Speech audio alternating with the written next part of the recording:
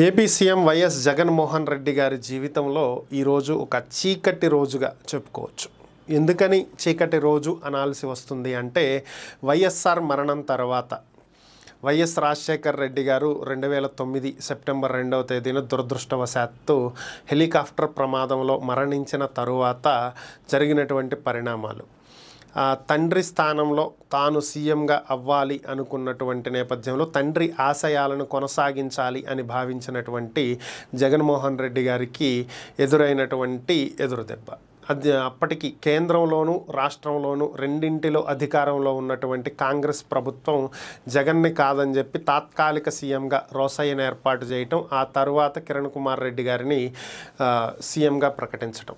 So దీన్ని విభేదించినటువంటి జగన్మోహన్ రెడ్డి గారు party నుంచి బయటకు రావటం, అంతేకాకుండా పార్టీలో ఉండి ఇదొక్కటే రీజన్ కాదు, పార్టీలో ఉంటూ కూడా తన తండ్రి మరణం వార్త తెలుసుకున్నటువంటి ఎంతోమంది రాజశేఖర్ రెడ్డి గారి అభిమానులు మరణించడం జరిగింది. వారి కుటుంబాలను నేను పరామర్శించాలనుకుంటున్నాను, కాబట్టి దీనికి పర్మిషన్ కావాలి అని చెప్పి ఆయన అడగటం. ఎప్పుడైతే జగన్మోహన్ రెడ్డి ప్రజల్లోకి వెళ్తాడో భారీ స్థాయిలో ఆయనకు అభిమానులు పెరిగేటువంటి అవకాశం ఉంది. రాజశేఖర్ రెడ్డి గారి అభిమానులంతా జగన్ వైపు కనుక నిలబడినట్లయితే రాష్ట్రంలో కాంగ్రెస్ పార్టీకి పట్టు అనేది పోతుంది, వన్ మ్యాన్ షోగా నడిచేటువంటి అవకాశం ఉంటుంది. కేంద్రం నుంచి రాష్ట్రంలో ఉన్నటువంటి పార్టీని మనం ఆడించలేము అనేటువంటి అంశాన్ని దృష్టిలోకి తీసుకుని, అంటే ఇది కేంద్రంలో పెద్దలకి పెద్దగా తెలియకపోవచ్చు కానీ రాష్ట్రంలో ఉండేటువంటి నేతలను ఊరిపోస్తారు కాబట్టి ఇలాంటివన్నీ కూడా.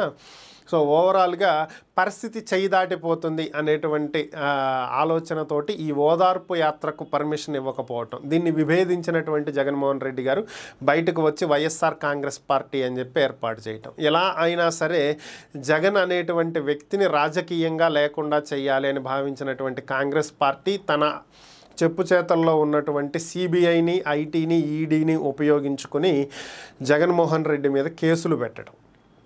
సో దీనికి ఒక మంచి స్క్రీన్ ప్లే సృష్టించటం, 2010లో శంకర్రావు అనేటువంటి వ్యక్తి చేత ఒక లెటర్ రాపించటం సిబిఐకి. దీన్ని సుమోటోగా తీసుకున్నటువంటి హైకోర్టు దీని మీద విచారణ జరపాల్సిందిగా సిబిఐని ఆదేశించటం. సో వెంటనే సిబిఐ రంగంలోకి దిగటం. దీనికి సంబంధించి 2011 జూలైలో ముందుగా ఎంఆర్ ప్రాపర్టీస్ మీద విచారణ జరపటం, అదే నెలలో సాక్షి మీద విచారణ జరపటం, ఆ తర్వాత జగతి పబ్లికేషన్స్ మీద, జగతి పబ్లికేషన్స్లోనే స్వాతి పార్ట్ అనుకోండి, సాక్షి ఒక పార్ట్ అనుకోండి. సో సాక్షిలో పూర్తి స్థాయిలో విచారణలు జరపటం, ఆ తర్వాత జగతి సంస్థల వైస్ చైర్మన్గా ఉన్నటువంటి అలాగే ఆడిటర్ అయినటువంటి విజయసాయిరెడ్డి గారిని అరెస్ట్ చేయటం. 2012 జనవరిలో ఈయన అరెస్ట్ అయిన తర్వాత పరిస్థితులు కొద్దిగా మారాయి. ఇక కాంగ్రెస్కి బద్ధశత్రువుగా అలాగే కాంగ్రెస్కి వ్యతిరేకంగా పుట్టినటువంటి తెలుగుదేశం పార్టీ, దీనికి అధినేతగా అప్పట్లో ఉన్నటువంటి చంద్రబాబు నాయుడు గారు, ఇప్పటికే ఆయన అనుకోండి. సో ఈయన కూడా వెళ్ళి కాంగ్రెస్తో జత కట్టడం. సో జగన్ అనేటువంటి వ్యక్తిని రాష్ట్రంలో లేకుండా చేస్తే సో తమకి ఇక ఎదురు లేకుండా పోతుంది, వీళ్ళే రాష్ట్రాన్ని ఏలొచ్చు అనేటువంటి ఉద్దేశంతో అన్ని పార్టీలు కలగలిసి మూకుమ్మడి దాడి. సో దీని ఫలితంగానే 2012 మే 25న సిబిఐ జగన్మోహన్ రెడ్డి గారిని విచారణకు పిలవటం, అప్పుడే అరెస్టు చేస్తారు అనేటువంటి వార్తలు వచ్చినప్పటికీ కూడా రాష్ట్ర వ్యాప్తంగా నిరసనలు, హింసాత్మక ఘటనలు జరిగేటువంటి అవకాశం ఉందని భావించినటువంటి సిబిఐ అరెస్టు చేయకుండా ఒక అడుగు వెనక్కి తగ్గి వరుసగా 3 రోజుల పాటు విచారణ జరిపిన తర్వాత 2012 మే 27 సాయంత్రం 7 గంటలకు జగన్మోహన్ రెడ్డిని అదుపులోకి తీసుకుని అరెస్టు చేశామని చెప్పి ప్రకటించడం. సో అంటే ఈరోజు మే 27 జగన్మోహన్ రెడ్డి గారు అక్రమాస్తుల కేసులో అరెస్ట్ అవ్వటం, దీని తర్వాత ఆయనకు బెయిల్ దొరకకుండా వరుసబెట్టి పిటిషన్లు వేస్తూ 16 నెలల పాటు ఆయన్ని జైల్లో ఉంచటం.